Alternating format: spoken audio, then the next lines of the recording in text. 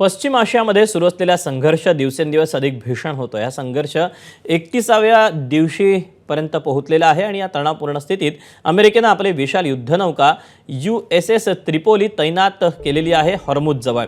सुमारे 3,500 मरीन सैनिकांसह हे जहाज पोहोचलं। USS त्रिपोली अत्याधुनिक F-35 फायटर जेट्स, सीहॉक हेलिकॉप्टर्स आणि ओस्प्रे ट्रान्सपोर्ट विमानांनी सज्ज आहे।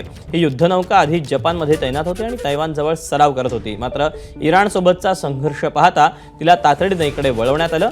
गेल्या 2 दशकातला हा अमेरिका सर्वात मोठा लष्करी अमेरिकेचा ताफा असून आता अमेरिका इराणमध्ये जमिनीवरून हल्ला करणार का अशा चर्चांना उधाण आलंय।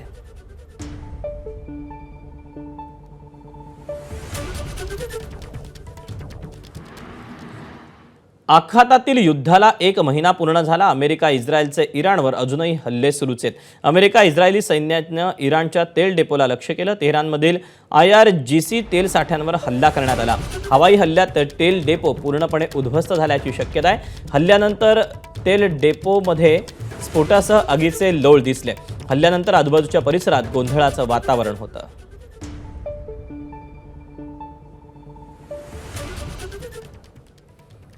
मध्य पूर्वेतील वाढत्या युद्धजन्य परिस्थितीमुळे जागतिक कच्च्या तेलाच्या दरात 63% वाढ झाली। अमेरिका, इस्रायल आणि इराण यांच्यातील संघर्षाचा परिणाम आता थेट सर्वसामान्यांच्या खिशावर होऊ लागलाय। 28 फेब्रुवारीला युद्ध सुरू झालं तेव्हा कच्च्या तेलाची किंमत $70 प्रति बॅरल होती। मात्र 23 मार्चपर्यंत ती वाढून $114.75 प्रति बॅरल या धोकादायक पातळीवर पोहोचली। गेल्या 30 दिवसात कच्च्या तेलाच्या किमतीत झालेल्या वाढीमुळे जागतिक पुरवठा साखळीवर मोठा परिणाम झाला। या संकटाच्या केंद्रस्थानी स्ट्रेट ऑफ हॉर्मुझ हा महत्त्वाचा समुद्री मार्ग आहे। पुरवठा कमी झाल्याने जागतिक बाजारात तेलाच्या किमती झपाट्याने वाढल्या।